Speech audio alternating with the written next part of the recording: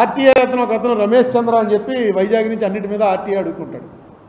మీకు అనేక సార్లు చెప్పాను. అతను ఏం చేశాడంటే ఇండియా టుడేలో, ఇండియా టీవీ న్యూస్లో, బిజినెస్ టుడేలో, వీటన్ని పేపర్లో ఏమొచ్చింది, అసలు ఈ స్పెషల్ కేటగిరీ స్టేటస్ ఎన్ని రాష్ట్రాలకు ఉన్నాయని అడిగితే 11 రాష్ట్రాల పేర్లు చెప్తున్నారు. అవి రాస్తున్నారు పేపర్లో. ఆ 11 రాష్ట్రాల్లో ఆఖరి రాష్ట్రం తెలంగాణ అని ఉంది. ఇదేంటో తెలంగాణకి స్పెషల్ కేటగిరీ స్టేటస్ ఎప్పుడు ఇచ్చారని అతను నీతి ఆయోగ్కో లెటర్ రాశాడు.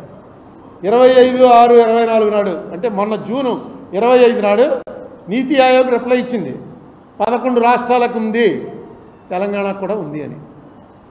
ఇది ఏంటో మనకు ఎవరికి అర్థం అవ్వట్లేదు. నీతి ఆయోగ్ రిప్లై పేపర్లో అంటే మీరు స్లిప్ అవ్వచ్చు.